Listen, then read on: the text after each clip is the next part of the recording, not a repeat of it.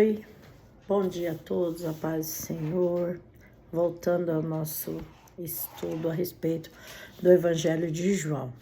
Hoje nós estamos falando de João, no capítulo 11, a respeito da morte de Lázaro. Lázaro de Betânia. Esse relato foi mencionado apenas por João, o rapaz que ressuscitara dos mortos. O mais espetacular de todos os milagres, a começar pela demora da notícia, da doença, né? Porque ele estava doente, estava de uma enfermidade mortal e Jesus demorou 4 dias para chegar no local. E o que acontece?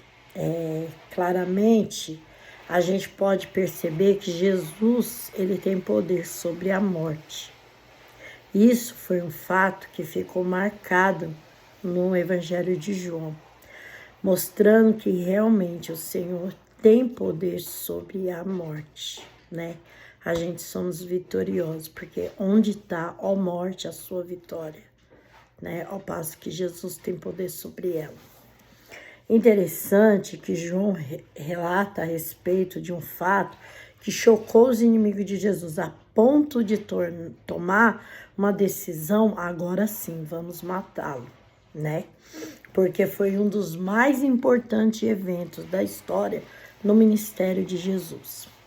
Outra passagem é a respeito do outro Lázaro. Existia um outro Lázaro um outro Lázaro pobre. Lá no livro de Lucas 16, vai falar do homem que mendigava na porta de um senhor rico e que os dois morrem.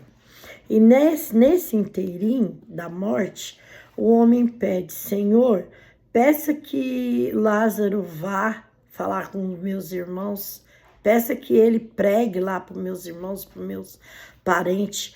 E aí Abraão responde ele falando: se eles não ouviram Moisés nem os profetas, tão somente não ouvirão ainda que um homem ressuscite dentre os mortos.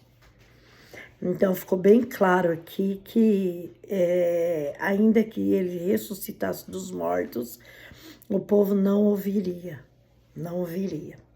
Então essa identificação foi intencional para conhecer o Lázaro ressurreto e o Lázaro que era pobre.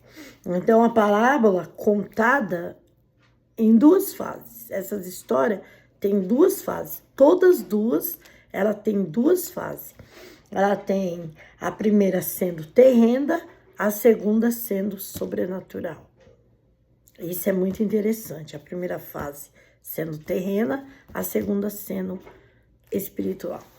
O que é interessante mais ainda é que quando o Senhor chega, todas as 2 irmãs vão contestar a respeito da demora de Jesus. Senhor, se o Senhor estivesse aqui, meu irmão não teria morrido. Senhor, se o Senhor estivesse aqui, meu irmão não teria morrido. Isso é interessante. Pelas 2 foi contestado. Porém, quando Maria se prostra aos pés do Senhor e o adora, o Espírito do Senhor se perturbou dentro dele. Ele diz: aonde puseste? E quando chega diante delas, ele fala: tirai a pedra. Mas Marta vem e contesta: Senhor, já cheira mal, é de 4 dias. E o Senhor fala: não te hei dito, se creres verá a glória de Deus? Então, o que o Senhor quis mostrar aqui? A incredulidade ainda estava reinando em meio ao povo.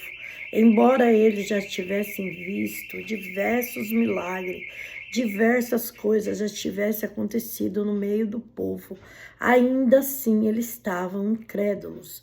Não te hei dito, se credes, verás a glória de Deus. Quando eles removeram a pedra, quando o Senhor deu graças e eles removeram a pedra, o que aconteceu? Automaticamente, Lázaro saiu para fora. Lázaro, saia para fora. E Lázaro saiu. Então, foi um milagre. Essa palavra é uma passagem a respeito de um milagre, o milagre da ressurreição. Hoje nós podemos meditar nesta parábola e trazer para nossas vidas. Quantas coisas dentro de nós, dentro das nossas vidas, estão mortas? Às vezes é um sonho, às vezes é um desejo, às vezes é alguma coisa que ficou no passado, ficou esquecido na nossa mente. Mas o Senhor, Ele mostra que Ele pode trazer a vida, Ele pode ressuscitar os nossos sonhos. Mas Ele tem uma pergunta para fazer para mim e para você. Você ainda crê? Porque se você crê, você verás a glória de Deus na sua vida. Se eu e você cremos, nós podemos ver, nós podemos participar dos milagres do Senhor Jesus e ver a glória de Deus sobre as nossas vidas. Automaticamente o Senhor suscitou uma nova ira na vida dos fariseus. Por quê? Aí sim, eles tomaram conselho, após isto, formaram reuniões para que agora sim, iremos matar ele. Agora, de fato, nós iremos matar ele. Mas existia um sacerdote, um sumo sacerdote Caifás, que ele naquela época, ele profetizou que um homem deveria morrer por todos, e não todos morrer por um.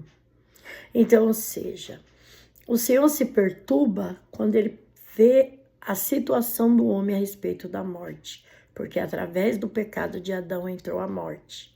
Mas o Senhor provou que ele tem poder sobre a morte. E provando isso, ele tem poder sobre tudo e sobre todos. Amém? Deus abençoe. Fique com essa mensagem, medite mais sobre ela. Deus abençoe.